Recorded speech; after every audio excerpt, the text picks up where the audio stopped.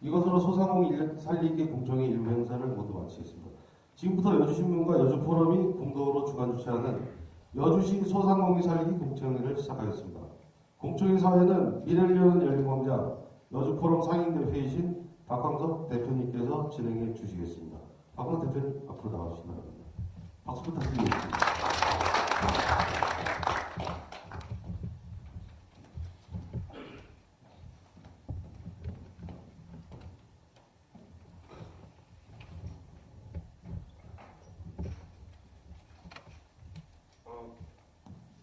굉장히 고맙습니다.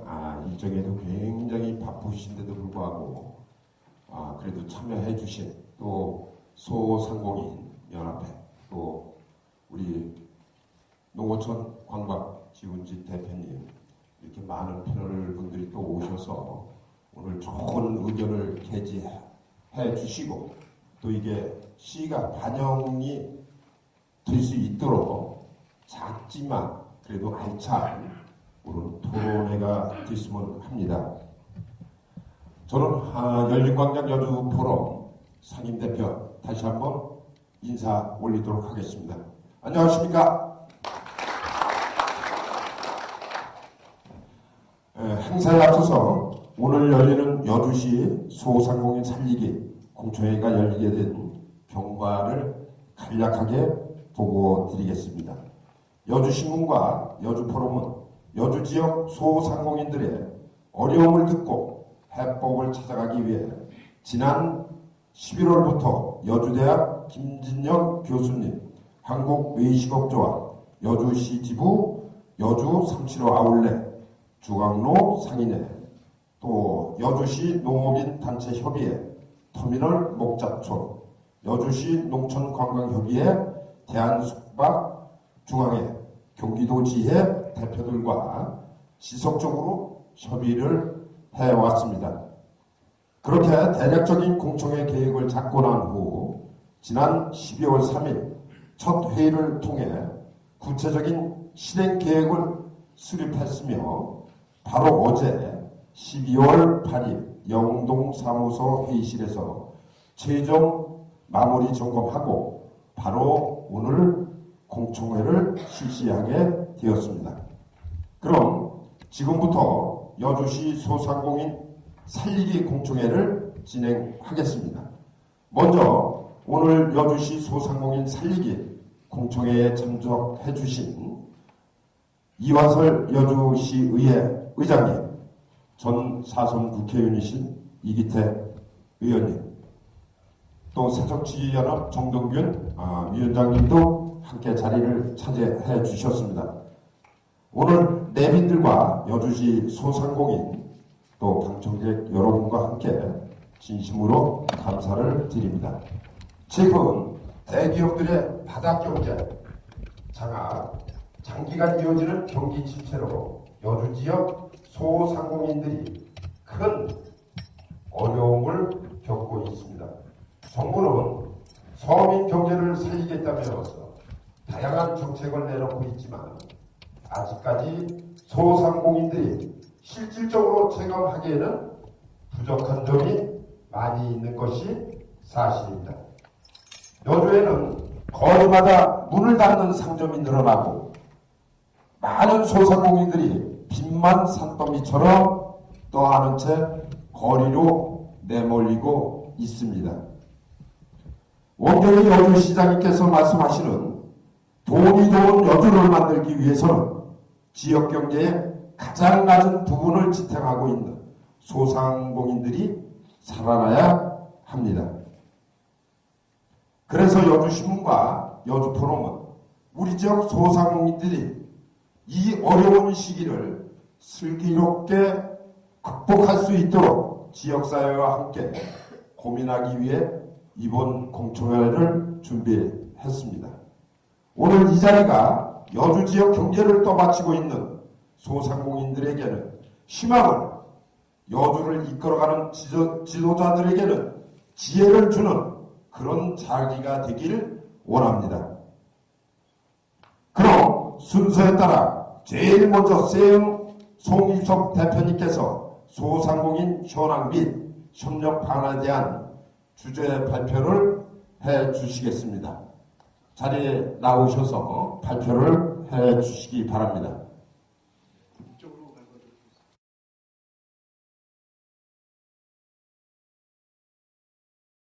송기섭입니다. 반갑습니다. 저희 소상공인들은 어느 해 겨울보다도 추운 겨울을 보내고 있는 게 아닌가 싶습니다. 제가 부족한데 이 자리에 설 수 있는 것은 많은 단체 소상공인들을 만났어요. 그분들이 성공한 사례, 실패하는 경험 이런 것들을 듣고 또 요즘 융합이라고 해서 이업종과 융합을 하지 않습니까? 그거를 가지고 어떻게 하면은 상생하고 좀 더 매출을 올릴 수 있을까에 대한 고민을 해보다가 이렇게 부족한데 초청을 받아서 쓰게 됐습니다. 또 저도 식당업을 했는데요. 어렵더라고요. 그 원가적인 부분도 대기업을 따라갈 수가 없고 인건비도 그렇고 마케팅 능력도 부족하고 그러다 보니까는 조금 더 소상공인들의 그 어려움과 현실의 부분을 좀 피부로 와닿았습니다. 자료 때 부족하지만 잘 경청해 주시기를 바라겠습니다. 여주 하면 어떤 것들이 떠오르시나요, 여러분? 맞습니다. 쌀과 도자기, 관광지로서의 유명한 여주이고요. 또한 신세계 프리미엄 아울렛이 오면서 쇼핑과 패션의 여주가 아닌가 싶습니다. 젊은이들은 요즘 상당히 핫한 장소로 좀 보고 있고요. 연간 1000만 명이 온다고 하는데 과연 저희 여주의 그런 소상공인 골목의 상권들은 어떤 것인지를 한번 짚어볼 필요성은 좀 있다라고 좀 생각이 좀 듭니다. 우리나라의 자영업 비율은 미국의 4배, 일본의 2.5배, OECD의 2배 정도의 수치가 좀 있고요.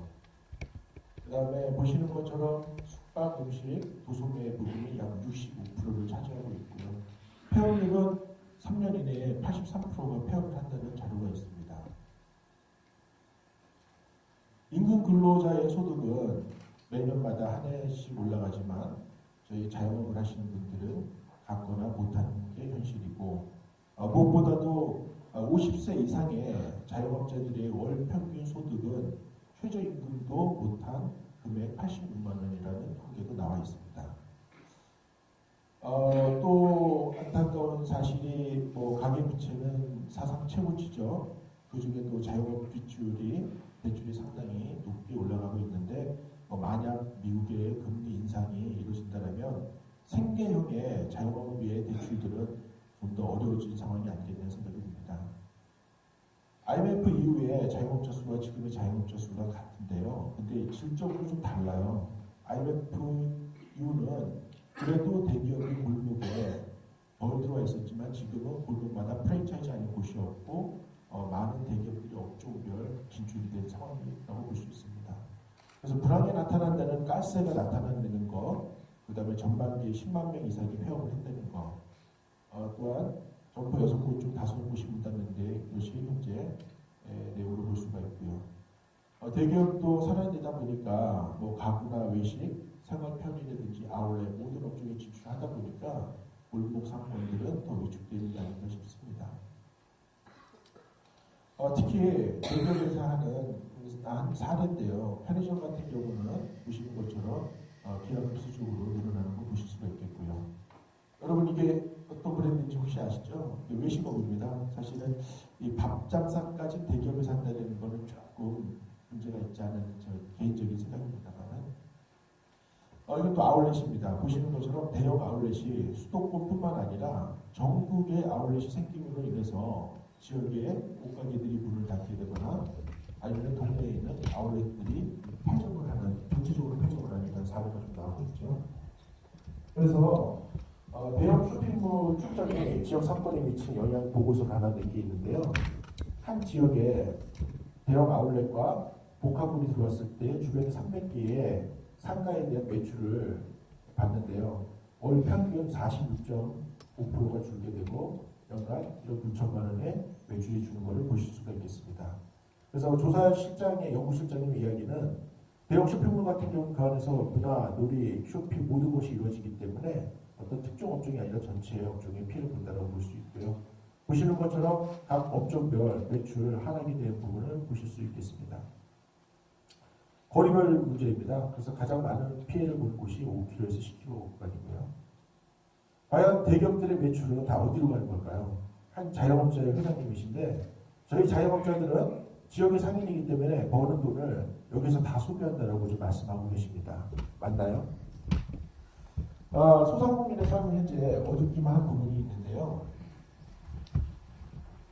그럼 과연 저희 위기 자영업의 상생의 길은 없는지 한번 고민을 해보았어요. 그래서 사실은 이제 여기 오신 분들, 여러분들 때문에 여주의 소상공인의 여주시와 여주의 소상공인 발전이 기대가 되지 않나 싶습니다. 그래서 오늘 공무원, 그다음에 또 대기업의 종사자들, 지역 소상공인들이 함께 한다면 지역의 발전이 있을 수 있을 거라 희망적인 생각을 해봅니다. 그 사례가 얼마 전이죠. 뉴스에서도 나왔습니다. 대법원에서 대형 마트에 대한 휴업에 대한 부분이 적법하다라고 나왔죠. 또한 얼마 며칠 전에는 또 소상공인의 경쟁력 강화의 장을 또 마련을 하게 되었고요. 외국 같은 경우는 재미난 거는 지역에 있는 대형 마트나 백화점보다도 지역에 있는 소상공인들 또 장터들이 더 많이 늘어난다고 해요. 그들은 왜 이렇게 그런 경쟁 속에서 그들은 차별화되고 매출이 증대될 수 있을까를 봤는데요. 보시는 것처럼 피크를 팔아도 그냥 피크를 파는 게 아니라 재미나게 꾸며서 팔게 되고요. 또한 그 원산지 표시를 품질 확인을 정확하게 해서 소비자들로부터 신뢰를 하는 거죠. 뭐 유기농이라든지 기타 많은 것들. 그로 인해 가지고 경쟁력을 확보하고 있습니다.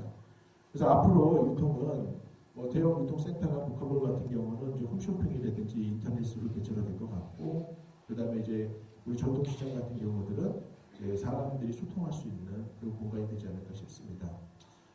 좋은 사례인 것 같아서 제가 좀 발췌해봤는데, 부여 같은 경우는요, 대형 아울렛이 들어옴으로 인해서 그 원도심이 거의 죽어가서 부여시와 그 다음에 지자체와 소상공인들이 함께 원도심 살리기 프로젝트를 이렇게 추진을 하고 있습니다.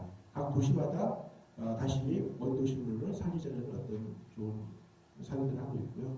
이제서부터 저희 여주도 시작을 해야 될 부분이 아닌가 싶고요. 이제 사례를 잠깐 말씀을 드리면, 여러분 하이서울이라고 아시죠? 서울이라는 거를 하이서울을 만들어 놓고 서울에서 먹고 쓰고 자고 쇼핑하고 즐기게끔 만듭니다. 부천은 만화 애니메이션으로, 고향은 영상으로요. 각각 도시마다 색깔이 입히는데 여러분들은 여주하면 어떤 키워드들이 생각이 나나요? 그래서 여주는 결국 관광, 레저, 쇼핑, 휴양, 인문의 도시가 아닌가 생각이 듭니다. 여주를 잠깐 봤는데요. 상당히 여주에는 성장할 수 있는 동력 자원들이 많이 있더라고요. 이걸 잘 융합한다면은 충분히 지역 경제 활성화될 수 있지 않을까 생각이 듭니다. 중부 내륙의 교통 허브이 여주이고요. 그 다음에 유네스코의 세계 문화유산으로 등재된 관광자들이 다수 있고요. 그 다음에 또 이번에 반려동물 테마파크까지 또 선정됐던 좋은 소식을 들었습니다. 그래서 저희는 여주에서 체류하고 반복적으로 여주로 오고 장기적으로 머물렀으면 좋겠습니다. 그러려면 반나절, 1박 코스, 2박 코스 상품들이 만들어져야 되겠죠. 그런다고 하면은 일회성으로 끝나는 방문 여주가 아니라 지역에 있는 숙박이나 맛집이나 체험들을 결합을 해서 체류하고 반복적이고 장기적으로 머무를 수 있었으면 좋겠다는 생각을 해봅니다. 여주에도 수많은 숨겨진 자원들이 있더라고요. 체험 농장, 관광지, 기타 숙박이나 맛집 같은 것들, 그리고 같이 어우러졌을 때 여주에서 한 번 더 머무르지 않을까 하는 생각이 듭니다. 이거를 관 주도용으로 할 수도 있고 또 민 주도용으로 할 수 있는데 사례를 봤더니 민관이 하는 이런 조직도 있더라고요. 그래서 같이 머리를 맞대고 협력해가지고 지혜를 모아서 하는 사례이고요. 하는 일들은 상품도 개발하고 콘텐츠도 만들고 홍보도 어떻게 할 것인지에 대한 부분들을 끄집어내고 있습니다.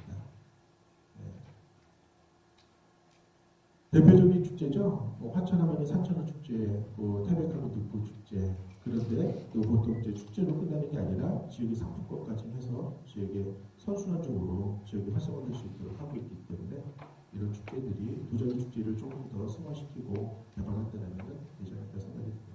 곧 관광은 고바가치 산업입니다. 그래서 관광을 통해서 투자 유치나 고용 창출과 지역경제 발전과 타산업이 확장이 되어서 소상공인에 대한 매출이 좀 올라갔으면 하는 바람입니다. 이제 사례를 하나 말씀을 드리겠습니다. 저는 용인에서 왔습니다. 용인의 사례를 하나 제가 드려볼게요. 이거는 이제 소상공인들이 자발적으로 좀 모였어요. 근데 이제 이 업종, 다른 업종끼리 모였죠. 가구, 그다음에 외식, 그다음에 카페거리, 패션타운이 모여서 우리 어떻게 하면 좀 상생해볼까 해서 자리를 마련했고요. 리플릿도 서로 교환했고요. 가구를 100만 원어치 사게 되면은 그 지역에 식사권 2만 원짜리 만들었는데 그 맛집에 갈 수 있는 식사권을 줬어요. 이렇게 이제 서로 이 업종 간에 융합해서 마케팅 해주고 홍보도 그냥 해주자. 서로가 왜 못해주냐. 우리가 가구 어느 시점에서 가구 해줄 수가 있고 또 옷가게를 해줄 수 있고 이렇게 좀 사례를 갖고요. 소상공인들이 먼저 자발적으로 나섰습니다. 그리고 나서 이제 옷가게에서 구정인데 뭐 먹을 게 없다 보니까는 떡방아 찍기를 해가지고 옷을 5만 원 이상 사는 분들은 그 가래떡 2,000원짜리를 또 사게 됐는데 이게 지역의 쌀로 만든 떡이었었거든요. 이렇게 또 판매를 매출을 좀 증대해봤고요. 그러다 보니까 이제 그 상인들이 할 수 있다는 자신감을 갖고 이렇게 골목에 패션타운이 골목형 이번에 시장으로 선정이 돼가지고 정부 자금을 받아서 활성화하고 있습니다. 보정통 카페몰이라고 있는데요. 여기는 한 120개의 매장이 있는데 프랜차이즈의 매장들은 별로 없어요. 그냥 본인들의 이름을 걸고 본인들의 타이틀을 걸고 하다 보니까는 CF 신사의 품격의 촬영지라든지 영화 촬영지로 됐고요. 문화의 거리로 지정이 됐습니다. 그래서 많은 관광객들도 오고 내국인들도 오시는 그런 장소입니다. 여기는 이제 군부대인데요. 상공육 보충대가 의정부가 없어졌죠. 그래서 이제 용인에 55사단이라는 보충대가 있는데 장병들이 오셔야 되는데 장병들이 전국에서 와야 되는데 아이들이 어디서 자야 되고 먹어야 될지 모르잖아요. 그래서 이제 이 55사단에서는 지역에 있는 맛집과 그다음에 숙박과 체험학습장들을 연결시켜줘서 자원을 먼저 알려줬습니다. 그랬더니 이제 이분들이 찾아가게 됐고요. 그러다 보니까 이제 소상공인들이 함께 먼저 의지적으로 해보자 해서 여러 업종들이 모여서 단합대회를 갖게 되었고요. 그러고 나서는 약 한 3만 명 되는 자영업자들이 풀뿌리를 우리가 먼저 의지적으로 해보자는 어떤 모임을 갖게 되었습니다. 저는 감히 말씀드리고 싶은 부분은 여주에서 체류하고요. 반복적이고 장기적이고 그런 상품이 좀 개발이 충분히 될 수 있지 않을까 하는 생각이 들고요. 전국 최초로 지자체와 대기업과 자영업의 상생 모델을 한번 마련해 볼 수 있는 곳이 여주가 아닐까 싶고 요즘 융합 하는데 융합을 통한 소상공인의 경쟁력을 어떤 확보를 마련해보고 그걸 통해서 여주 지역의 원도시 활성화에 대한 대안을 좀 마련해봤으면 좋겠습니다. 그래서 소상공인의 성공적인 사례가 지자체 중에서 첫 번째로 여주가 되었으면 하는 바람이었습니다. 자영업이 살아야 지역이 살고 지역이 살아야 나라가 산다는 내용으로 주제 발표 마치겠습니다. 감사합니다. 다시 한번 송희섭 대표님께 뜨거운 박수 보내주시기 바랍니다.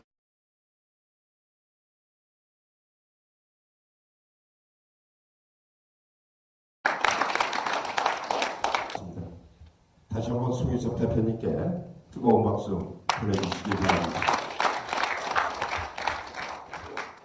그렇습니다. 여주는 볼거리는 문화유적지가 많은 고장이죠. 많지만 또 우리 관광객이 오면 먹고 놀자가 좀 부족하지 않나 봅니다.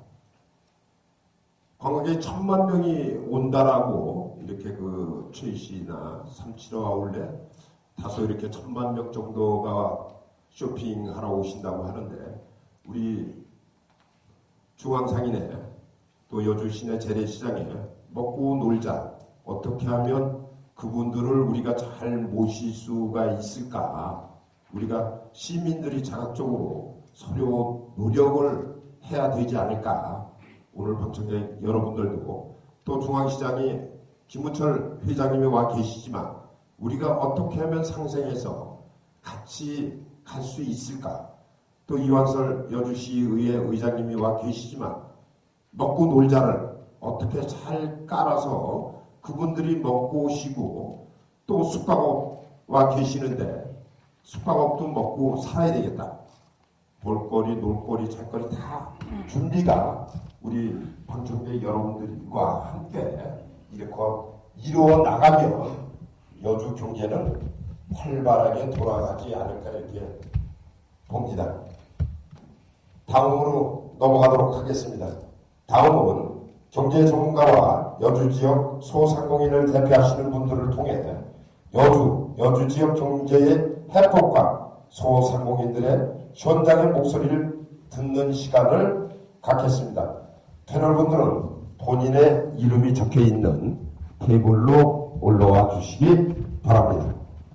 올라와 주시죠.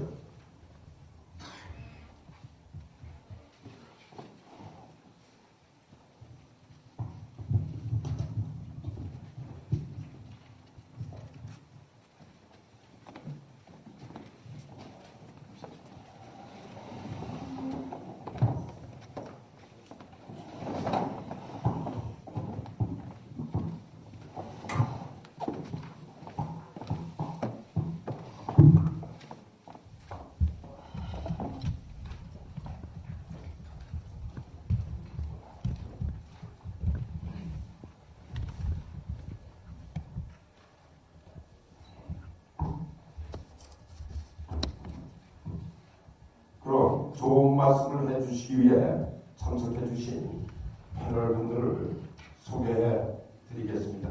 한 분 한 분 소개할 때마다 큰 박수로 환영해 주시기 바랍니다.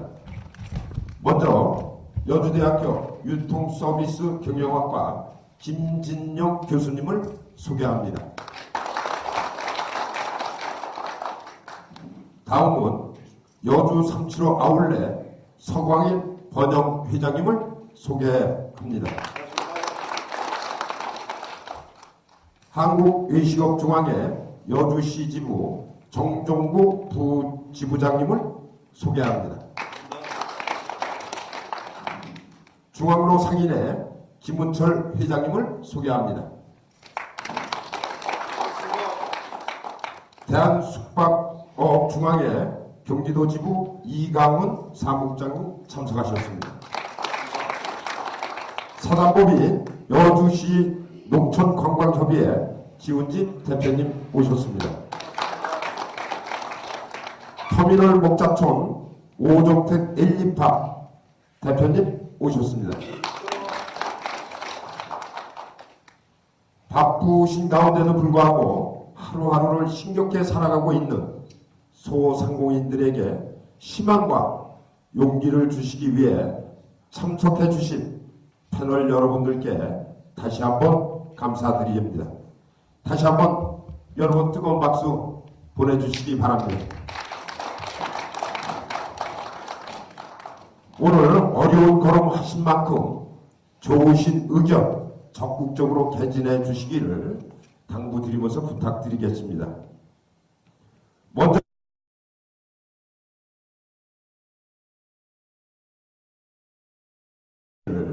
당부드리면서 부탁드리겠습니다. 먼저 여주대학교 유통서비스 경영학과 김진영 교수님 발표를 해 주시겠습니다.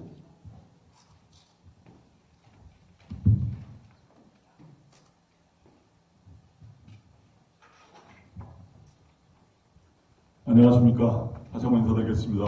여주대학에 근무하고 있는 김진웅입니다.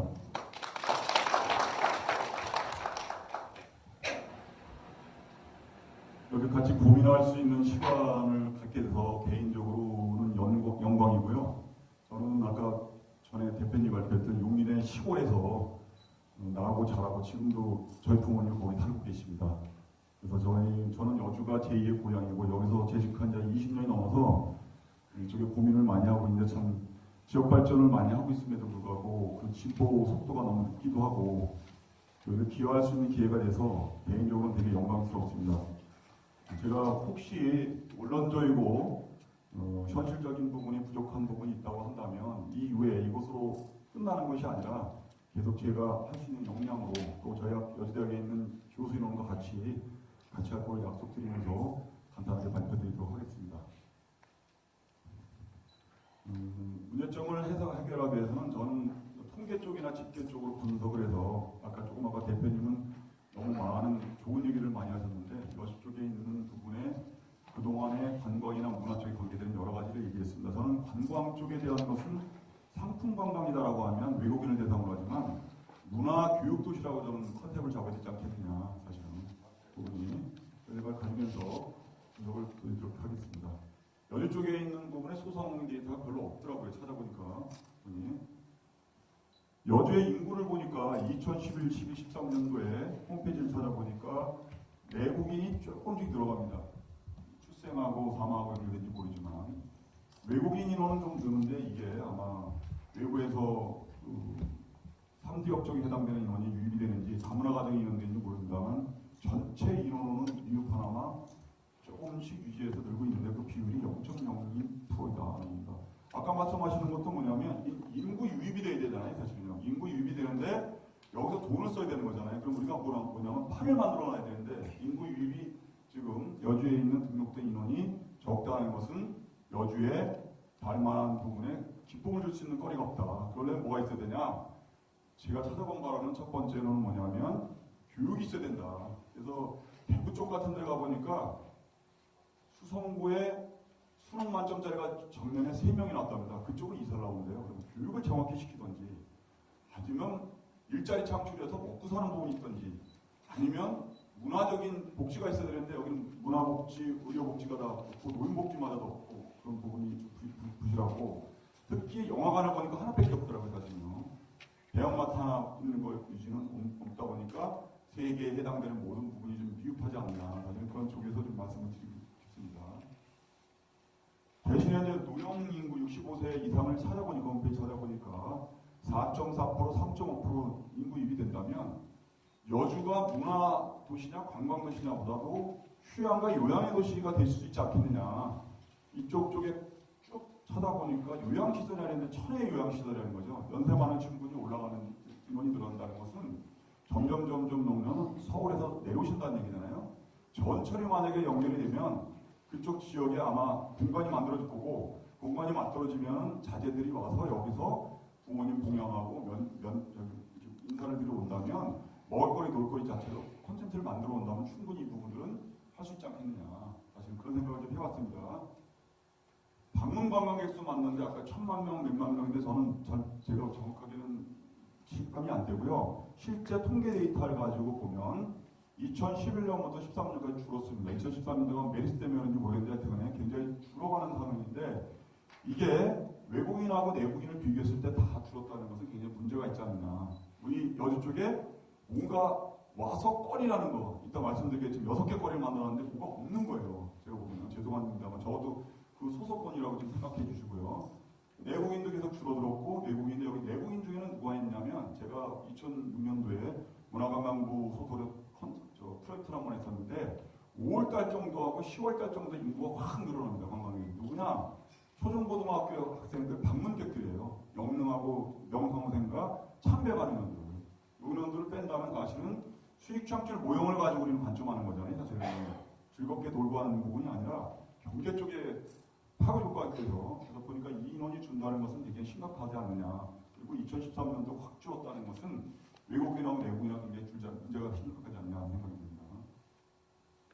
재정 자립도 부분을 보면 지방세 가지고 유지가 되는 건데 지방세를 보니까 4.42%에서 점점 줄어든다는 얘기는 아까 그 대표님 말씀하셨지만 골목상권이나 소상공인들이 내는 세금들이나 제조업이나 있는 부분의 내용들이 준다는 얘기죠 사실은. 그리고 결국은 필패가는 과정을 보시는 거잖아요 사실은요. 그래서 이런 부분들이 경제 기반이 약화되어 있는 과정이 돼 있지 않느냐. 전체적으로 심각하게 고민을 해봐야 될 상황이 아닌가 좀 우려되는 부분이 있습니다. 여주 산업경제 종사자를 쭉 보니까 2001년부터 2011년간 종사자들은 약간 늘었습니다.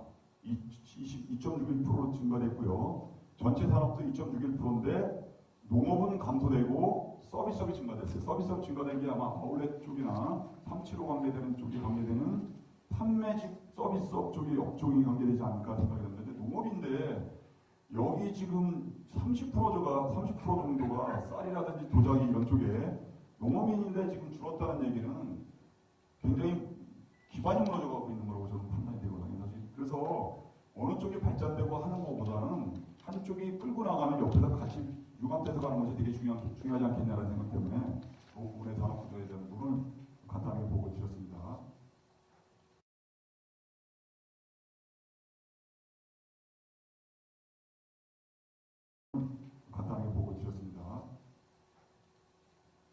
다음은 이제 대체가 아닌데 여기 보면은 뭐 제가 여기 전체적인 걸 볼 수 없고 원론적인 거 문제 해결하는 방법이라든지 제가 언뜻 생각했던 거 몇 가지를 말씀드리겠습니다. 소상공인이 왜 중요하냐? 일단 먼저 고민해봐야 되잖아요. 왜 보이셨기도 하지만 소상공인이 풀뿌리에 해당되는 건데 지역 공동체의 관점의 중요성이다. 지역사회 정서와 전통을 가득하고 있는 장소에서 주민들의 정보교류와 친구를 돈독하는 장소인데 아까 할인마트, 대형마트와 슈퍼마켓이라든지 편의점, 백화점에서는 갖출 수 없다는 거죠. 정문화 아까 얘기했죠. 흥청망청. 지역 여론을 형성하는 장소이고 저렴하고 지역의 특산물이나 역사를 기반한 다양한 문화 행사들이 이루어진다는 거죠.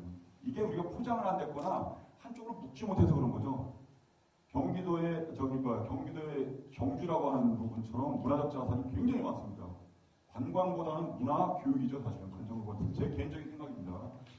단순한 물건을 사고 파는 장소가 아니라 주민들의 정서를 순화하고 생활의 활력을 제공하는 공동체의 성격을 가지고 있다. 그러므로 반드시 그곳에 누가 계시냐? 소상공인이 계신다는 거죠. 두 번째, 사회 안정의 안정적인 중요성에서도 소상공인이 중요하다는 관점인데 지역민의 생활의 기반이 되신다는 거죠. 두 번째는 전통시장의 경우 20만 개의 점포에서 35만 명이 생업을 이어가고 있다는 거죠. 전국에 전통시장과 소상공인의 몰락은 대량의 실업이 발생되고 지역경제의 쇠락과 양극화로 사회적 혼란을 야기하게 된다. 소상공인의 경제 살리기는 지역경제 살리기다라고 얘기할 수 있다는 거죠. 세 번째, 지역경제 관점의 중요성이라는 거죠. 소상공인께서 왜 중요하냐? 예를 들면 전통시장 같은 경우 몰락, 소상공인의 몰락은 여기에서 생업을 영위하는 상인 지역농민, 그렇죠? 중소기업체, 서비스업체, 도매상, 금융기관의 연쇄도산을 가졌다는 거죠. 어떤 의료업체 중앙시장의 한 업종이 폐업을 했다는 얘기는 이 연결고리가 다 연결되는 거거든요. 우리가 볼 때는 겉으로 볼 때 하나만 무너지는 게 아니고 다 무너지는 거죠. 사실. 그래서 볼 때도 전체를 같이 봐야 된다고 생각을 하는 겁니다. 지방경제 타격이 더 커질 수 있고요. 결국 소상공인은 여주 지역이 뿌리며 소상공인이 살지 못하면 여주 지역이 붕괴될 가능성이 크다고 판단되기 때문에 소상공인의 이 고민들은 여러분만의 문제가 아니라 시장님이야 전체가 고민해야 될 그런 문제로 생각되겠습니다. 이제 변화를 새롭게 해야 되는데요. 제가 좀 재미없으면 좀 싫어하는데 이 자리가 좀 즐거웠으면 좋겠는데 좀 문제는 문제이지만 아직 고민스럽게 오른쪽에 보면 위아와 아래가 똑같은 건데 보는 관점에 따라 다르죠. 영어적 별로 좋아하지 않는데 위아와 아래가 뭐냐면 대문자 소문자 다르게 썼음에도 불구하고 확 따라 보인다는 거죠. 사실은. 그래서 이제 우리는 이렇게라도 매달려 있어야 되는 거죠. 변화를 하는데 새로운 변화는 저도 하겠다는 겁니다. 여러분도 같이 하시고 사실 같이 가지 않으면 안 되는 부분에서 새로운 변화를 하는데 열린 사고와 함께 새로운 관점으로 바꿔야 된다는 겁니다. 그렇게 해서 여주시의 에스토블릭 분석을 해보니 되게 좋은 얘기들도 많죠. 친환경, 문화적, 교통, 물류, 수도권, 농산, 브랜드 굉장히 좋은 것들이 많이 있어요. 세종대왕도 계시고요. 명성황후도 계시니까 조선시대의 처음부터 조선시대 마지막까지 조선시대 역사마을이나 문화마을로 교육과 함께 만들 수 있습니다. 세종대왕이 계시기 때문에 영민하게 계시기 때문에 과학, 예술 다 있는 거예요. 사실. 그거를 포장하는 부가가 한쪽으로 연결시킬 필요성이 있는데 저 그렇게 좀 약하게 되었고요. 이 전통적 농업 위주 중심으로 지역 특화 산업과 관광을 영세하고 조직화되어 있지 않습니다. 사회적 인증 기업이라서 협동조합이나 이런 쪽에 보면 뭐 이렇게 농업 기반으로 해서 여러 가지가 있는데 그 연결이 안 돼 있고요. 고령화가 돼 있고요. 물건을 팔 때는 파는 사람이 젊은 사람이어야 젊은 사람이 오는데 대부분이 보면 전통시장이라는 쪽 보면 즐거움이나 정을 주시지만 사실은 젊은 사람들이 와야 활기찬데 연세 많으신 분들이 계시다는 것도 좀 그런 부분에 조금 마이너스가 되는 것 같습니다. 그 다음에 수도권의 규제가 좀 완화되는 과정이고 귀촌이나 아까 얘기했죠. 웰빙이나 아니면 휴양 요양시설이 되어 있고 지금 아까 대표님 말씀은 성남 여주전철 개통이라든지 특히 전철에 대한 부분이 들어왔을 경우에 전통시장을 연결하거나 전통시장을 끌고 들이게 되면 상권이 제1상권, 제2상권, 제3상권, 제4상권에서 조닝을 할 수 있어요. 아울렛과 여주 아울렛과 삼초를 묶는 패션 조닝, 전통시장을 묶는 조닝. 네 번째로 뭐냐면 우리 전통 문화 체험에 대한 조닝으로 세 개 내지 먹을거리, 놀거리, 의식주를 묶을 수도 있고요. 그는 큰 틀을 묶어서 실행 계획을 나중에 수립을 해야 되겠지만 그렇게 할 수 있고요. 굉장히 문제되는 것이 쌀에 대한 거. 빵도 쌀빵을 먹어야 되는데 빵을 많이 사용하다 보니까 쌀 소비량이 지금 준 것 같습니다. 이런 부분에 분석을 한번 해봤습니다. 소상공인의 발전 체계는 대부분이 조각조각 나 있어요. 쌀 농사 지시는 분은 쌀, 도자기는 도자기만 하는데 그렇게 안 돼 있고요. 제가 중장기발전 계획을 보니까 여주가 세종 인문도시예요. 사실 저희 대학도 모든 학과에 세종 리더십이라는 교과목을 전부 다 가르치게 돼 있습니다. 세종 연구소가 들어가 있어요. 그래서 이 브랜드가 세종 인문도시라면 그 속에서 우리가 어떤 수익 창출을 할 것이냐. 인문도시로 철학은 가지만 여주시의 목표와 전략이 있더라고요. 그래서 2025를 찾아보니 전 부문의 실행 과제가 13개 정도 나눠져 있습니다. 13개가 조각조각 나는 게 아니라 통합된 정보로 가되 소상공인의 목표가 수익 창출이라면 여기에 실행 과제의 일부를 같이 가져와서 진행이 되지 않겠느냐. 그런데 어떤 거냐. 내용 몇천억 주고 한다. 그럴 필요 없죠. 실현 가능하고 실천 가능한 대안 하나만이라도 성공 케이스가 돼야 되지 않겠느냐. 그래서 많은 사람들의 의견을 수립을 해야 되는데 지금 중장기 발전 계획 시에 거 보니까 너무 잘 만들어져 있어요. 그 부분을 실천하고 실현해서 구현하는 부분이 굉장히 중요하지 않겠냐는 생각을 했습니다. 추진 체계를 보면 아까 대표님도 말씀한 비슷한 부분이지만 소상공인의 직능단체 협의체가 자신에 대한 것뿐만 아니라 업종 간에 대한 현상 파악이 정확히 이루어야 됩니다. 방문객이 누구이냐, 매출이지 누구지. 이종업종 간에도 협업이 돼야 돼요. 패션하고 농업생산물하고 퓨전하고 가장 중요한 것은 자구 노력의 문제죠. 스스로 바꾸겠다는 걸 하지 않으면 결국은 모든 부분의 전통시장이나 살아남는 데가 바로 자구 노력입니다. 아까 보정 그쪽 지역도 마찬가지고요. 그 다음에 그냥 있을 수 없죠. 연구기관이라고 하시는 여주대학의 교수 중에 아이디어 많은 사람도 있습니다. 그 사람들 끌었다 쓰십시오. 농업기술센터라든지 경영이나 마케팅 디자인 이런 쪽에 분석하는 거는 저희 단체 같은 데서 백업할 수 있는 거고요. 또 행정기관의 중앙부처나 경기도나 여주시에서는 뭘 하느냐. 재정 지원에 대한 부분도 그냥 하지 말고 공모를 하는 겁니다. 그냥 하면 안 되죠. 자구 노력이 뭡니까? 자기가 살아남으려고 발버둥을 쳤을 때 이게 돈이 들어가는 거죠. 대본이 보니까 옆에다 붙고 들어가면 대본이 나가더라고요. 사실은. 세제 혜택이라든지 인허가 문제라든지 규제. 인허가 같은 것도 어떻게 되냐면 대형마트가 10만 명당 하나 정도가 소요된단 말이에요. 그래서 전국에 조사한 바로는 450개가 이마트나 롯데마트 이런 데가 있기 때문에 더 오픈이 안 돼요. 그래서 어떤 데에서 인허가 낼 때 전통시장에서 다루는 품목은 금지시킨다든지 너희들이 만약에 여기 입점하려면 그 부분의 일부분을 저기로 환산시켜서 전통시장에 구매한다. 이런 식으로 좀 인허가 문제를 규제를 할 수 있으니까 법리적 해석에 문제가 되지 않는다면 지역 부분에서도 충분히 지자체에서 조례로 통과시킬 수 있다면 이렇게 해서 서로 하나의 협업에 대한 부분이 나와야 되지 않겠냐는 생각을 해봤습니다. 소상공인 경제 활성화 방향에 대한 거는 제가 의식주 부분으로 했는데요. 의 같은 경우는 패션업인데 아울렛 쪽도 있지만 천연 염색 쪽에도 있을 수 있어요. 전통 부분에. 힙도 농촌 체험과 같이 연결됐을 거고요. 주는 전통 가업이나 목조주택에 대한 거 될 수도 있습니다. 그래서 이거를 그냥 전통문화만 우기는 게 아니고 전통문화 플러스 현대죠. 그러니까 예를 들면 음악 같은 경우도 뭐냐면 전통음악 플러스 요즘에 실용음악 같은 거 되게 잘 나가지 않습니까? 같이 전통문화 현대를 융합할 수 있는 부분에 새로운 정체성을 가졌는데 세종 인문도시 안쪽에 들어가서 거리를 만들어야 되지 않느냐 생각을 했습니다. 그래서 제가 옛날에 2006년도에 제안했던 것이 배울거리, 놀거리, 살거리, 즐길거리, 먹을거리, 볼거리 이 부분들이 통합 통합적으로 가야 되고 이거의 프로그램을 하나 갖다 한다면 전 산업이 연결될 수 있죠. 이게 제일 잘 돼 있는 게 나고야의 산업박물관의 도요다에서 제가 보고 이 아이디어를 좀 됐던 것 같습니다. 부모님이. 6가지 거리 예를 한번 들어보겠습니다. 여주의 정체성을 받는 온리원, 그것도 지금 대문자 소문자 다르게 썼습니다. 6거리의 개발을 해야 되는데요.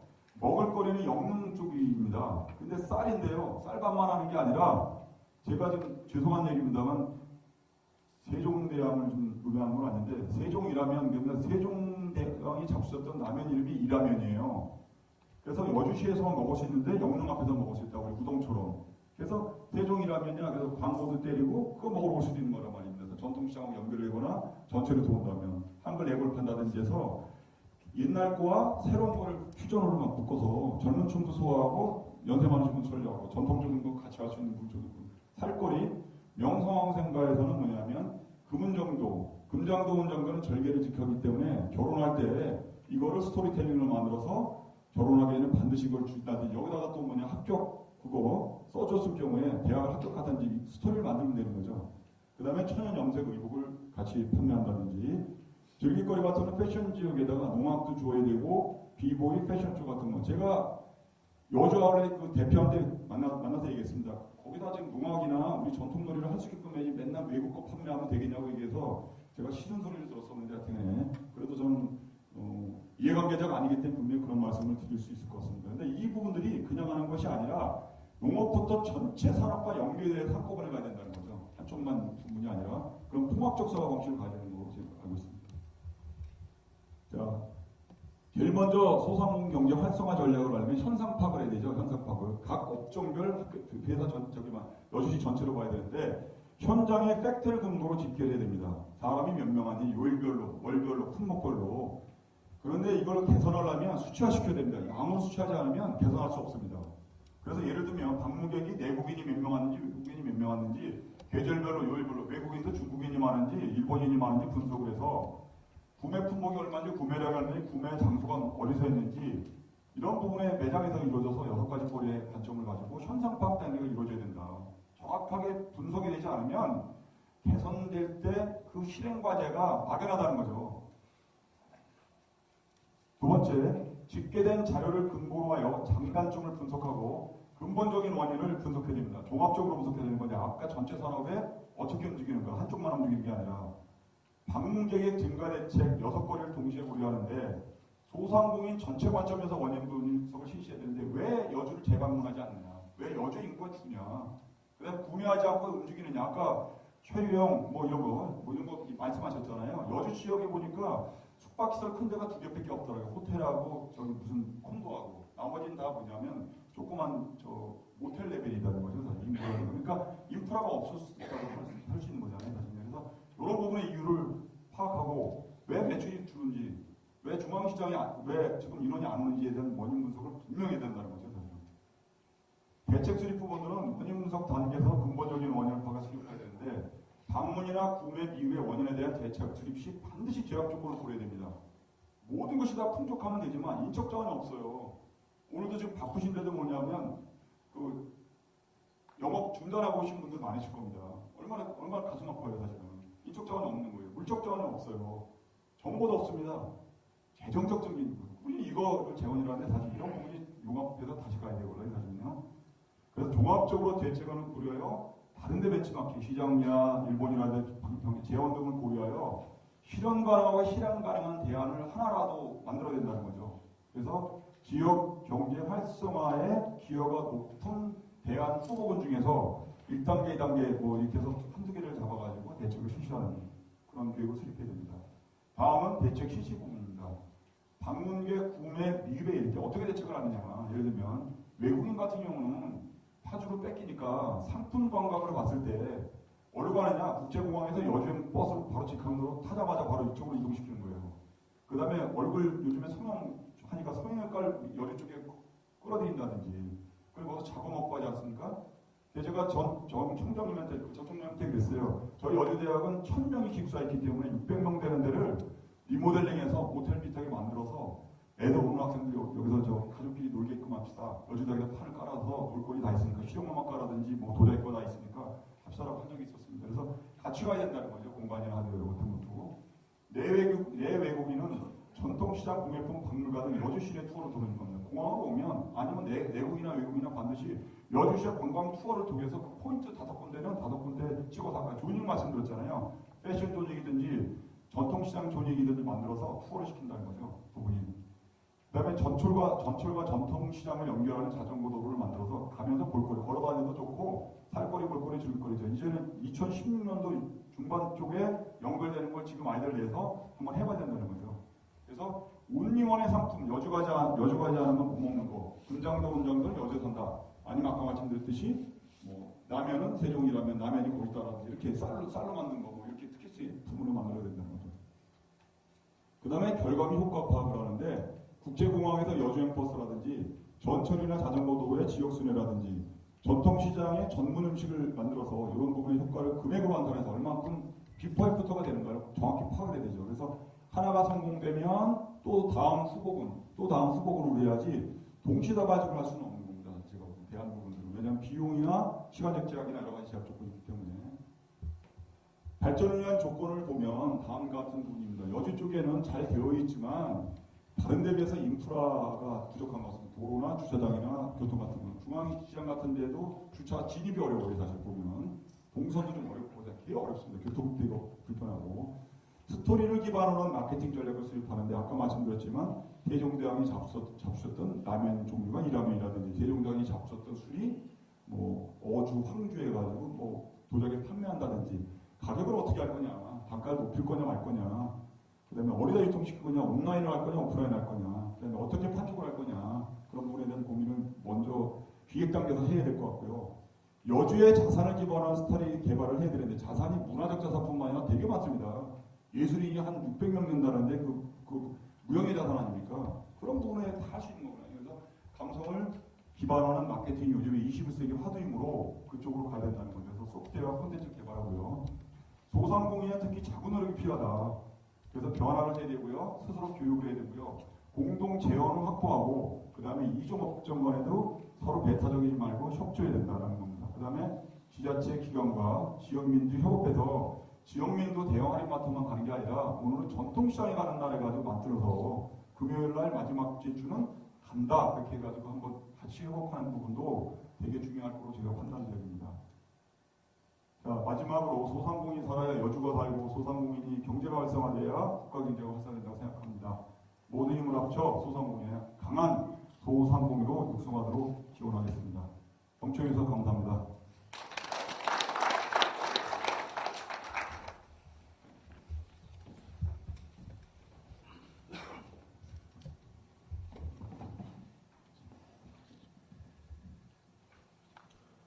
수고하신 김진영 교수님께 심찬 박수 보내주시기 바랍니다. 역시 교수님들은 많은 연구를 하고 또 우리가 마케팅 전략을 해서 또 우리 소상공인들이 많은 협조를 여주대학에 부탁하고 또 전문가의 어떤 지식을 우리가 가져와서 정말 여주 경제를 잘 이끌어 갈 수 있도록 우리가 여러분들 소상공인 여러분들과 함께 힘을 합쳐야 되지 않을까 이렇게 봐집니다. 다시 한번 김진영 교수님께 뜨거운 박수 보내주시기 바랍니다.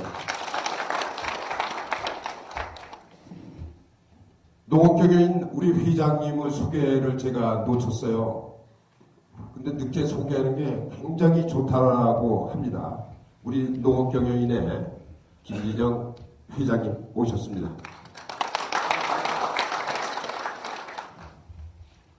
파워포인트가 제가 있으니까 뒤에 가려서 잘 안 보이는 것 같은데 제가 이렇게 하고 자리를 빠져나가는 곳으로 이렇게 하겠습니다.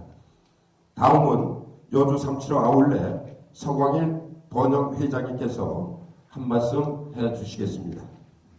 안녕하십니까. 박수로 환영해 주십시오.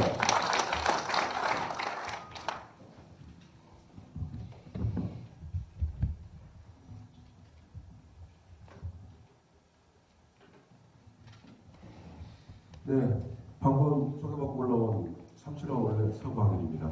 다시 한번 인사드리겠습니다.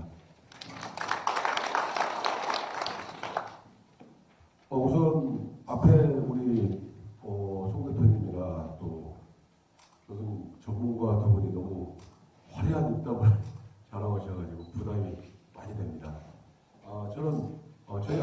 아울렛이 지금 겪고 있는 현황에 대해서 먼저 말씀을 드릴까 합니다. 저희 37 아울렛이 많은 분들이 알고 계시겠지만 불과 2년 전까지만 해도 소위 옷장사 하는 사람들이 생각하는 블루오션 지역이었습니다.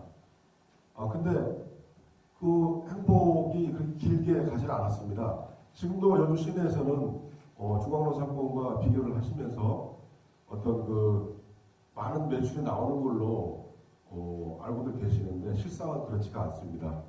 권리금이 없어졌고요. 이미 없어진 지가 오래됐습니다. 그 다음에 그 가장 큰 이유가 오늘 어떻게 소상공인이 만나다 보니까 주적이 대기업이 됐습니다만 어쩔 수 없는 현실입니다. 대기업이 소상공인을 이렇게 사지로 내몰고 있는 게 사실입니다. 불과 2년 전에 가까운 이천에 롯데 프리미엄 아울렛이 오픈하면서 12월 13일 날 오픈하면서 그 다음 주부터 저희 매출이 급감하기 시작했습니다. 1분기가 지나기 전에 반토막이 났어요. 이건 아주 엄청난, 정말 누구도 해낼 수 없는 어마어마한 일들을 대기업들은 순식간에 해놓고 맙니다. 주말이면 문전성시를 이루고 많은 이 인접 지역의 의류 상인들이 부러워하는 저희 375 아울렛이었습니다. 주차할 곳이 없어 욕을 하고 나가는 고객도 계셨고요. 근데 롯데 아울렛이 오픈하면서 아주 엄청난 변화를 가져왔습니다. 다행히 지금은 저희 상인들과 또 건물주들 또 일반 소유자분들이 합심해서 임대료도 자체적으로 저의 부탁을 다행히 들어주셔서 30% 이상 다운시키고 해서 살아나가고 있는 실정입니다. 그리고 매출도 저희들이 데이터를 좀 확인하고 있습니다만 2천으로 뺏겼던 여주 고객들이 약 한 60% 이상 돌아오고 있는 실정입니다. 지금 아울렛이, 대형 아울렛이, 저도 사단법인 패션 소상공인 연합회 부회장으로 발족시키는데 열심히 뛰었습니다만 2018년에는 약 12조 규모라고 합니다. 이거는 우리 자영업자가 생각할 때는 어마어마한 규모라고 할 수 있습니다. 그리고 보시는 바와 같이 이 같은 대기업 아울렛들이 우리가 살고 있는 경기도와 수도권 위주로 아주 집중되어 있습니다. 아까 보셨던 자료니까 넘어가겠습니다. 그 다음에 그 사람들이 부르짖는 말들이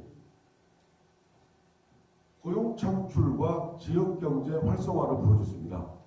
지금 우리 이규택 전 의원님께서도 바쁘실 때도 경청하고 계시는데 현역에 계실 때 많은 부분 이런 부분을 활약하신 걸로 알고 있습니다. 과연 신세계나 롯데 아울렛이 지역에 들어와서 그 지역에 고용 창출을 얼마나 일으킬 것인가, 지역 활성화를 정말 지역경제 활성화를 하고 있는 것인가, 이런 자료들을 어디서든 찾아볼 수가 없습니다. 자료를 수집을 안 하는 건지 아니면 관심이 없는 건지 모르겠습니다. 제가 약 20여 개의 시도 또 구를 돌아다니면서 느낀 게 뭐냐면 한 군데도 이런 자료를 갖고 있는 시도가 없습니다. 군도 마찬가지고요. 이게 아주 형편없는 지금 정책이 이루어지고 있는데요. 과연 이러한 대기업 아울렛이 들어와 있는 우리 여주와 또 가까운 이천에 정말 가감없이 한번 지역경제 활성화가 더 됐는지, 고용 창출이 이루어졌는지 이런 것들을 한번 관련 부처나 이런 관련된 사람들이 한번 정확하게 이야기를 한번 해주셨으면 하는 바람이에요. 숨기는지 안 하는지는 모르겠습니다. 지금 화면에 나오시는 분이 이천 중앙통 상인연합회 조철현 회장님인데요. 저분이 아주 인천에서는 혼자 고군분투하고 계십니다. 네, 아시죠, 의원님? 네네. 지금 이번에 지금 그 화면에서 말씀하시는 게 고용 창출에 대한 말씀을 하고 계시는데, 고용 창출이라고 하는 것은 새로운 직장을 만들어서 실업자군에 있는 실업자들을 직장을 찾아주는 게 저는 고용 창출이라고 제 식견에는 알고 있습니다. 지금 대기업에서 하고 있는 것들은 고용 창출이 아닙니다. 그런 의리의리한 시설들을, 매장들을 차려놓고 소상공인들의 의류 매장을 아주 위협하고 있습니다. 돈 몇 번 더 주고 휴무 한 달에 서너 번 더 주고, 우리가 양성해 놓은 양질의 판매원들을 가감없이 데리고 가고 있어요. 이게 무슨 고용 창출입니까? 이거는 저기서 지금 저분이 말씀하시는 고용 이동이라고 할 수 있는 겁니다. 풍선효과죠. 한쪽 밟으면 한쪽에 튀어 올라오는. 그래서 이것도 좀 의심스러운 부분이고요. 지금 이게 작년에 그 이미경 의원님께서 국정감사 때 사용하셨던 자료입니다. 그때 남경필 도지사님으로 알고 있는데 증인석에 출석하셔서 아마 질문을 받고 좀 공경에 처한 걸로 알고 있습니다만, 여기 표현해 보시는 바와 같이 2000년주 프리미엄 아울렛 정규직이 2%가 안 됩니다. 다 비정규직이에요. 이게 고용 창출이 아니라는 거죠. 네, 그리고 아실지 모르겠습니다만 연간 3천억에 가까운 매출을 올린다고 자랑하는 여주 신세계 프리미엄 아울렛이 사무직 직원이 몇 명인 줄 아십니까? 얼마 전에 2명 더 채용해서 13명입니다. 연간 3천억을 산업 현장에서 매출을 올린다고 하면 수천, 많게는 10,000명에 가까운 고용 창출을 할 수 있는 거예요. 이 사람들은 완벽하게 싼 땅을 시와 MOU를 체결을 해서 부동산을 지어서 자기들이 소유하고 있는 신세계 백화점과 롯데 백화점의 의류 브랜드들을 활용을 한 부동산 임대업자들입니다.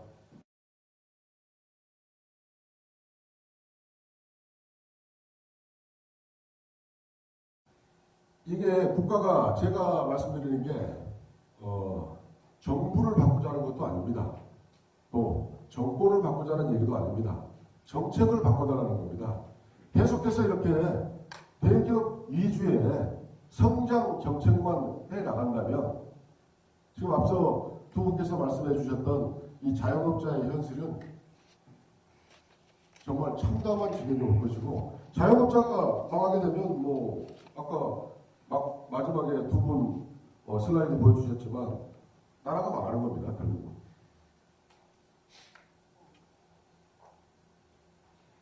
그래서 뭐 다들 아시겠지만 뭐 저희가 한 1년 동안 신세계와 많은 부분들을 집회도 하고 그러면서, 사실은 저희가 신세계보다는 나중에 들어가 있기 때문에 어떤 그 맺히는 부분에 대해서는 충분히 저희들이 감안하고 외쳤습니다. 그래서 지금은 많은 부분 상생 협의안을 이끌어냈습니다. 저희도 130개 매장, 브랜드는 한 200개 이상이 됩니다만 여기서 거의 다 여주 분들로 이루어져 있습니다. 직원분들은 약 한 70% 이상은. 그래서 약 400명 정도가 먹고 사는, 소위 밥 먹고 사는 공간입니다. 근데 이네들이 말하는 중소상인과 대형 쇼핑몰이 상생할 수 있다고 그러는데, 제가 볼 때는 이 시스템으로는 대한민국에서는 절대 대기업 아울렛과 중소상인, 소위 말하는 우리 같은 소상공인들하고는 상생할 수 없는 그런 구조입니다. 제가 국회 그 정론관에서 기자회견을 3번을 했고 토론회를 4번을 했습니다.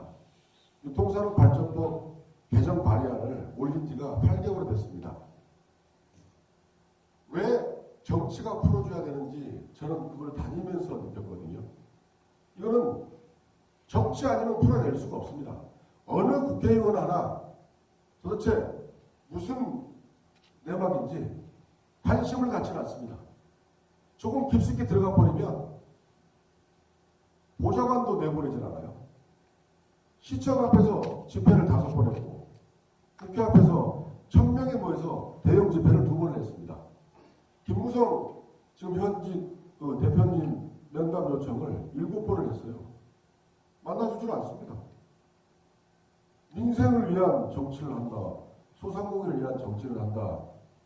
자영업자를 살리겠다. 말씀만 하고 만나주질 않는 거예요.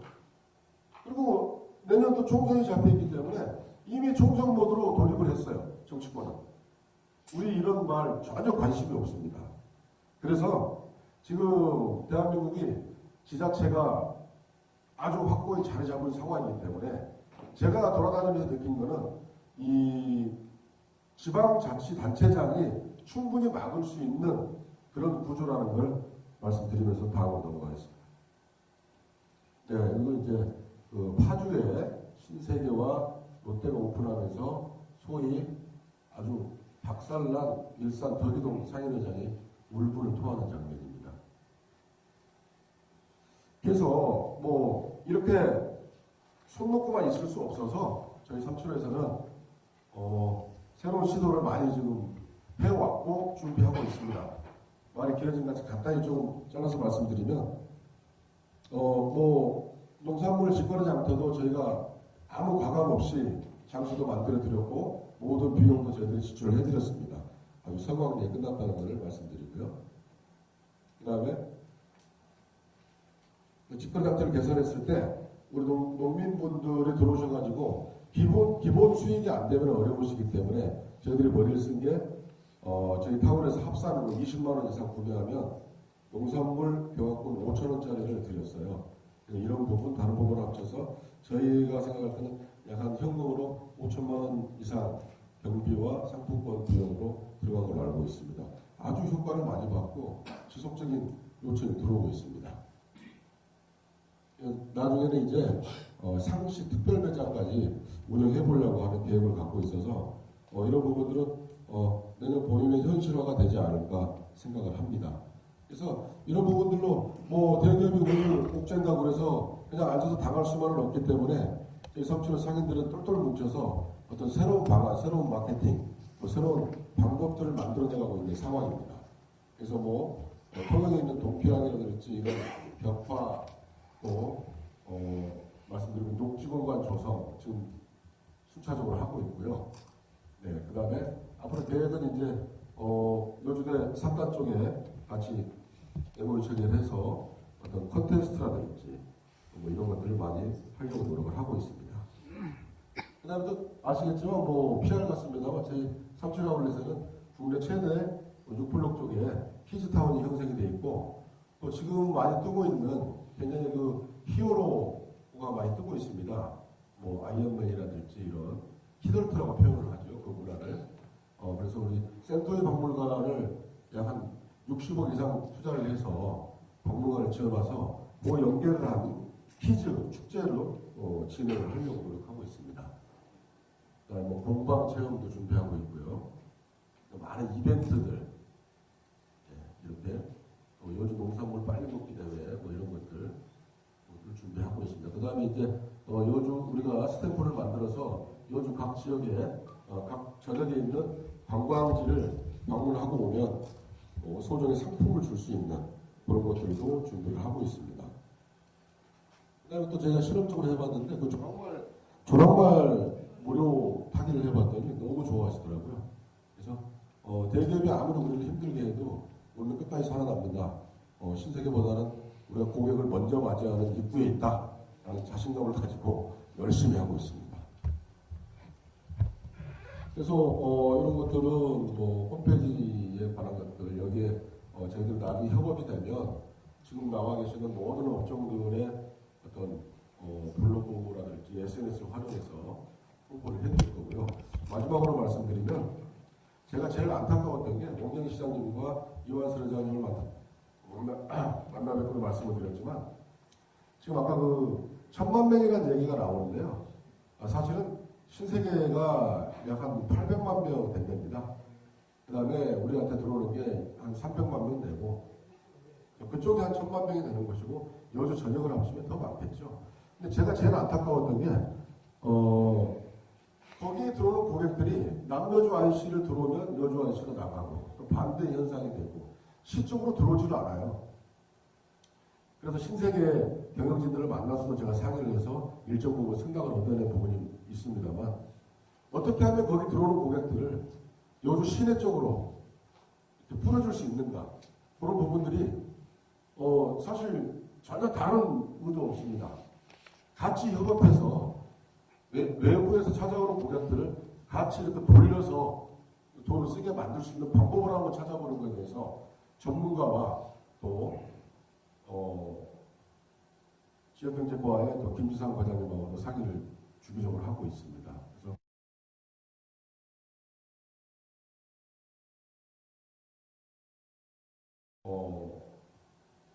지역경제과의 또 김지상 과장님하고도 상의를 주기적으로 하고 있습니다. 그래서 아마 그런 부분들이 조금만 다른 시각 없이 그냥 가슴 대 가슴으로 다가간다 그러면 거기에 1000만 명이 오면 10분의 1만 타도 100만 명입니다. 어떻게든 그 방법을 모색해서 저희가 375 아울렛이 여주 소상공인들 조금이라도 보탬이 될 수 있다면 열심히 노력하겠다는 말씀을 드리면서 이상 마치겠습니다. 감사합니다.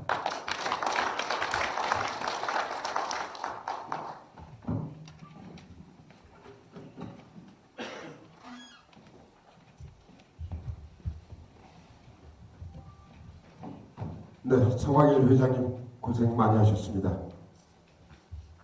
이어서 한국의식업 여주시 지부 정정구 부지부장님께서 발표를 해 주시겠습니다. 8포인트 쓰시나요? 를 활용을 한 부동산 임대업자들입니다. 사업가가 아닙니다. 이 사람들은 절대. 부동산 임대업을 하고 있는 거죠. 100평, 50평에서 월세로 많게는 5천만 원, 8천만 원까지 받고 있습니다. 수수료 계약해서요.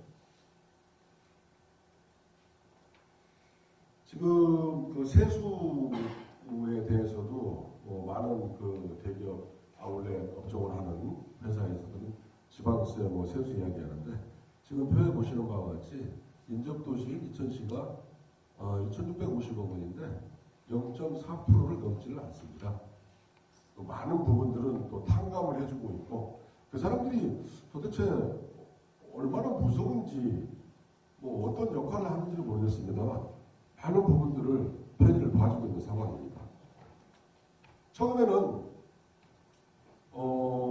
180개 매장, 명품 매장으로만 오픈을 하기 때문에 지역 상인들한테 피해를 10%도 안 가게끔 하겠다고 분명히 연구 결과에도 발표를 했었는데 교묘한 꼼수를 발휘해서 지금은 350개 매장, 국내 브랜드 위주로 하고 있죠. 이천 중앙동의 매출은 반토막 이상 나고 지하에 있던 술집이 올라오고 2층에 있던 미용실 같은 게 1층으로 내려오는 그런 비현상이 나타나고 있습니다. 여주 신세계도 마찬가지입니다. 처음에는 명품으로만 운영을 했었습니다. 그래서 여주 중앙로와 저희 375가 여주 신세계의 피해를 최소화했었습니다. 근데 2차 증축을 하면서 거의 모든 국내 브랜드를 지금 입점을 시켜놨어요. 그래서 가서 보시면 알겠지만 의류 단가가 10,000원대부터 있습니다. 난전에 있는 것 행사장에 10,000원, 50,000원, 39,000원, 49,000원 쌍끌이 영업을 하고 있는 거죠. 중앙로와 제3칠로는 어떤 경쟁력을 가질래야 가질 수가 없는 상황입니다. 이 사람들이 왜 국내 브랜드를 요구를 하냐면 유명 그 글로벌 브랜드들은 그 물량의 재고에 대한 부분을 브랜드 희소성 때문에 많이 만들지도 않고 또 대한민국이 아무리 그 명품을 좋아하는 약간 버블이 있는 국민성입니다만 많이 주지는 않습니다. 그래서 적당한 사이즈나 적당한 개수가 팔려버리면 더 이상은 매출을 올릴 수가 없는 부분이죠. 국내 브랜드 같은 경우는 어느 때나 아무 때나 물량을 가져오라고 그러면 가져오는 그런 구조이기 때문에 국내 브랜드를 욕심을 내고 있는 상황입니다. 지금 계속해서 대기업 아울렛을 성공하는 자리입니다만 더 말씀을 덧붙이면 지금 보시는 바와 같이 의정부 같은 경우는 제가 저 시청 가서 집회도 하고 제 주특기가 욕인데 욕도 많이 하고 왔습니다만 그린벨트까지 해제를 시켜서 대기업 아울렛을 유치하려는 이런 아주 흉폭한 일을 지금 준비를 하고 있습니다.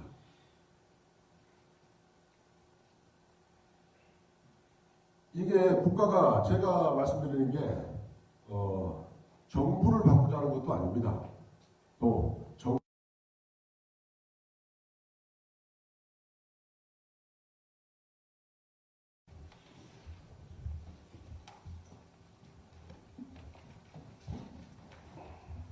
네, 안녕하세요. 방금 소개받은 외식업조합 부지부장 정종구입니다.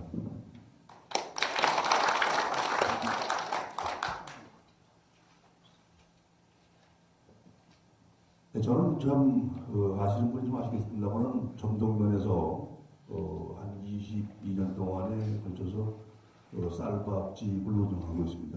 그래서 그 당시에 뭐 제가 좀 말씀드릴 것은 여러 가지 준비를 안 해왔습니다만 우리 외식업에 대해서 몇 가지만 간략하게 말씀을 드리기로 하겠습니다. 우선 저부터 소개를 드리면 말씀드린 마찬가지로 한 21년 동안에 여주쌀을 홍보를 하면서 여주쌀 쌀업집을 운영을 하고 있습니다. 그래서 우리 농민들의 어려운 그 실태를 저희가 외부에서 오시는 분들을 맞이하면서 여주쌀에 대한 홍보를 좀 하고 이렇게 하고 있습니다. 그래서 여러 가지로 좀 우리 농민들이 또 쌀도 잘 팔고 가약도 많이 받을 수 있도록 이렇게 좀 하고 있습니다. 예, 그래서 앉아서 말씀을 드리겠습니다. 우리 외식업의 이렇게 실태를 보면은 현재 우리 여주시 외식업 업소들의 실존하고 있는 업소가 1,799개 업소가 있습니다. 여주시에. 근데 연간 대표협회는 그 업소가 한 300개에서 400개 업소가 됩니다. 대단히 많이 대표협을 하고 있는데 이것은 어떻게 말을 틈을 드리냐면은 그만큼 경기가 나쁘니까 개업을 하고 폐업을 하고 뭐 이런 실태가 조금 되는 것을 말씀을 드립니다. 그래서 대표협의 문제점은 뭐냐? 제가 한 21년 동안에 어떤 업소의 어떤 장사를 하다 보니까 솔직히 말하면 저 역시도 많이 처음에는 애로 쪽이 많고 좀 먹고 살기 힘들고 뭐 이런 입장이었습니다만 지금 밥은 조금 먹고 삽니다. 근데 대표되는 문제를 이렇게 보면은 시장 조사 없이 무작정 개업을 하더니 많이 있어요. 자기가 여기 와서 이 장사를 해가지고 칼국수 장사를 해가지고 과연 돈을 벌 수 있는 생각도 안 하고 딴 사람이 하니까 나도 한번 해보자 뭐 이렇게 해가지고 폐업하는 업소가 많고 또 두 번째는 위치와 메뉴가 적합하지 않아요.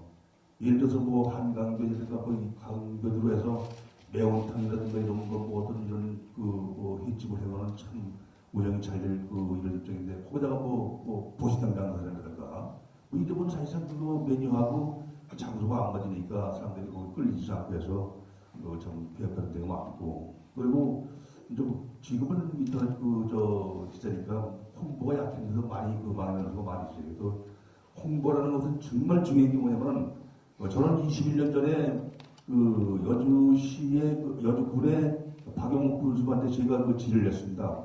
왜 이전에는 농민들을 위해서 신등면에 쌀업집이 무수하게 많이 있어가지고 이전시의 농민들의 쌀을 팔아주기 위해서 많은 애를 들었는데 불구하고 여주는 그런 걸 못하느냐. 그래서 박용욱 군수님이 저한테 좋다, 그럼 한번 해보자. 그래가지고 제가 여주시에서 제 1호로 쌀업집을 지정을 받았어요.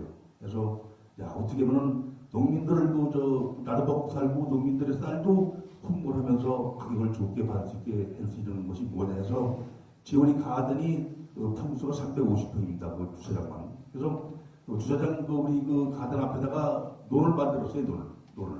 논을 만들어가지고 양쪽으로 논을 만들고 두 다랑이 만들어가지고 우리 대한민국의 쌀이 벼종류가 엄청 많습니다.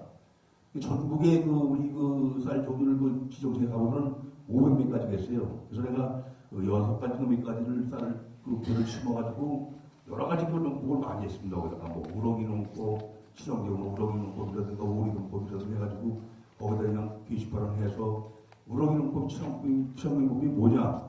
또 외국 쌀과 우리 한국 쌀을 구분하는 방법, 쌀의 보관 방법 이런 걸로 홍보를 많이 해놨어요.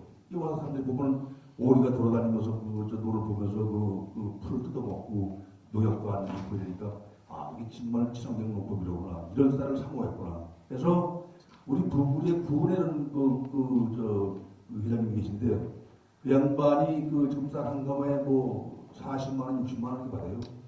실험만 해가지고.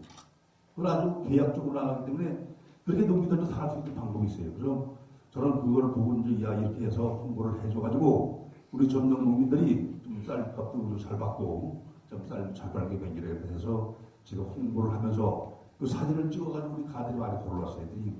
어떤 그 골프님들이 오셔가 되는 얘기가 벼가 가을 이렇게 쭉 익어가니까 이거 비지 말라는 거예요. 허리가 와도. 왜? 이걸 만지고 들어가서 밥을 먹으면 밥맛이 더 좋다는 거지. 그래서 제가, 야, 이것이 이렇게 해서 저 해나가는 거라 가지고 좀 많이 느꼈습니다. 그래서, 네 번째로 보면, 남이 따라 하니까 또 이 식당을 차는 데 많이 있어요. 뭐, 퇴직하고 나니까 매덕도 생겼으니까 뭐, 저 사람은 정정부가 쌀업지 보니까 돈 많이 벌어서 옆에 쌀업지 많이 생겼어요. 다 죽었어. 저 아줌마 살아남습니다. 그러니까 그 지역에 어떠한 브랜드를 가지고 어떠한 메뉴를 가지고 식당 개업을 할 것인가 이게 첫째 문제가 됩니다. 그래서 우리 개업회들은 그 수가 300개에서 400개 되는 게 좀 안타까운 그 실정에 놓여 있습니다. 그래서 우리가 이제 이런 살아남을 수 있는 그 방법이 뭐냐 이렇게 해서 우리 그 윤희정 현재 우리 시의원님들은 지명하고 우리 사무장님들하고 머리를 맞대고 해서 이제 마을 기업이라는 것을 우리가 만들었어요. 해가지고 시에서 좀 도와주고 우리가 이제 자체에서 뭐 몇천만 원 만들고 그래서 연간 지금 우리가 그 매출액이 4억 한 6천이 돼요. 근데 지금 예를 들어 보면 소방포에 우리가 9,500원에 그 판매를 드립니다. 우리 그 업소들한테만 다른 분들한테 안 팔고. 근데 농협이나 이런 데서는 12,000원, 13,000원 받아요. 이게 엄청난 숫자가 차이 난다는 얘기지. 그러니까 농협에서 이번에 그 난리가 나가지고 우리 그 금액을 따라오려고 난리 났습니다.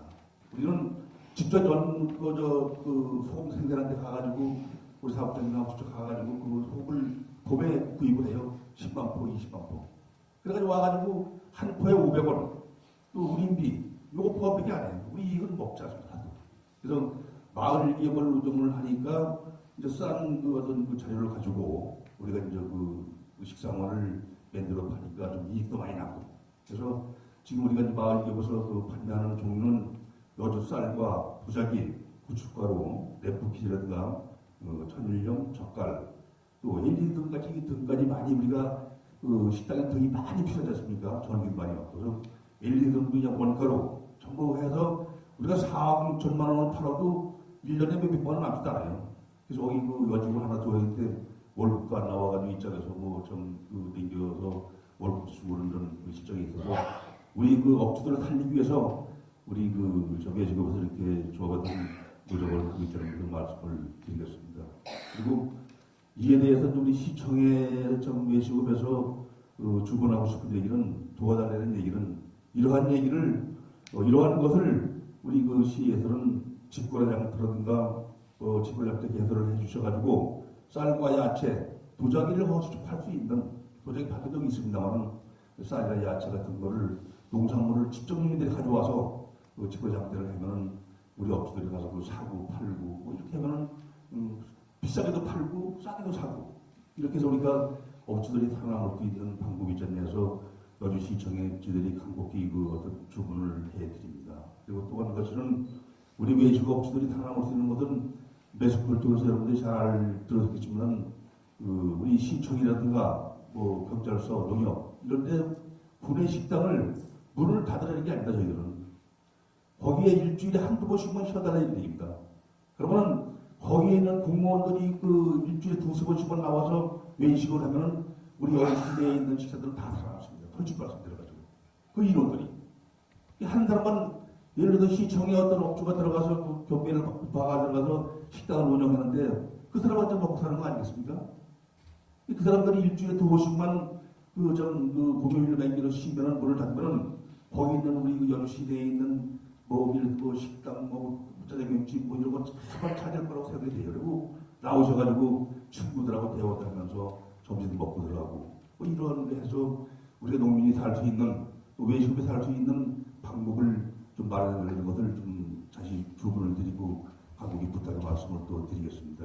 해야만이 우리 외식업이 살아야만이 우리 경제가 살고 국민이 사는 겁니다.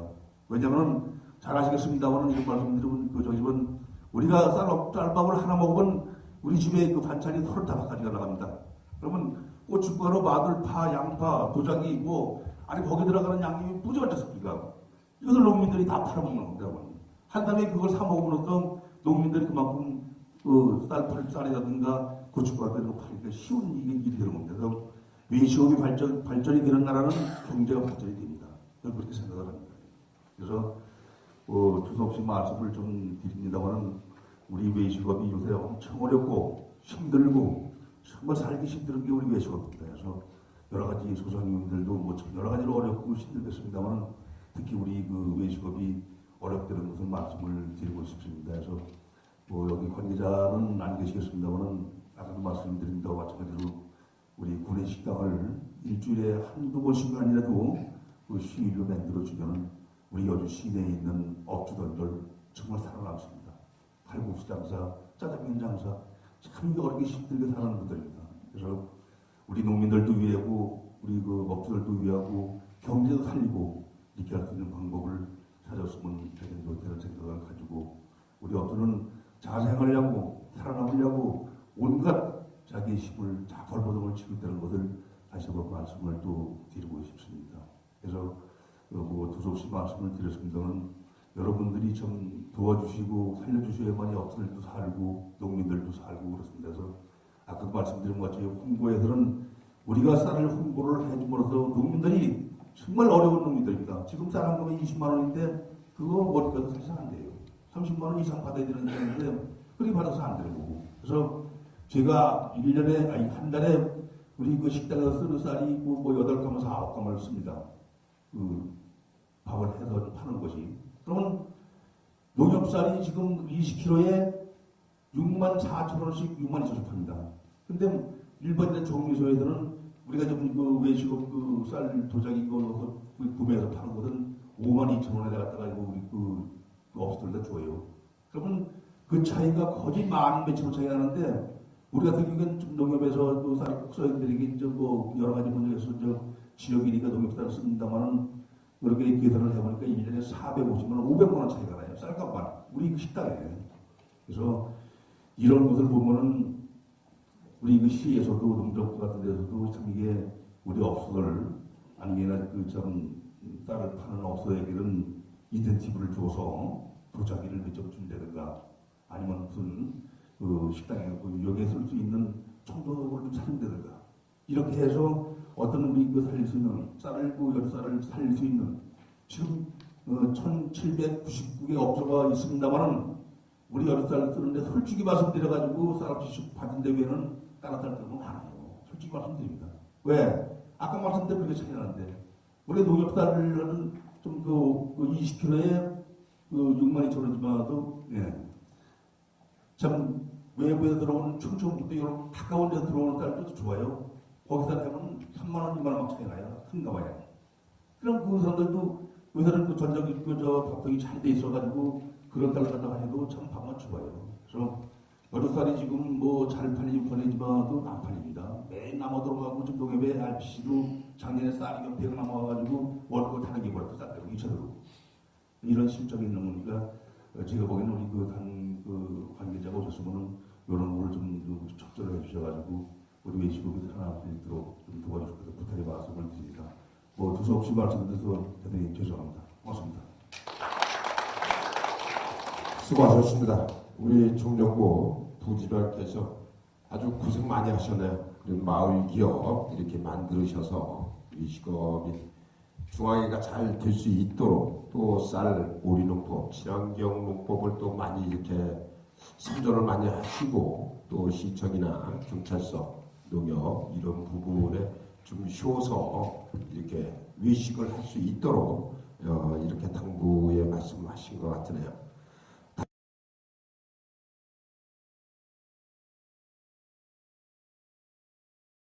당부의 말씀하신 것 같으네요. 다음은 중앙 상인의 김우철 회장님께서 말씀해 주시겠습니다. 네, 감사합니다. 중앙회 회장 김은철입니다. 감사합니다. 네, 여러분도 아시다시피 여주 재래시장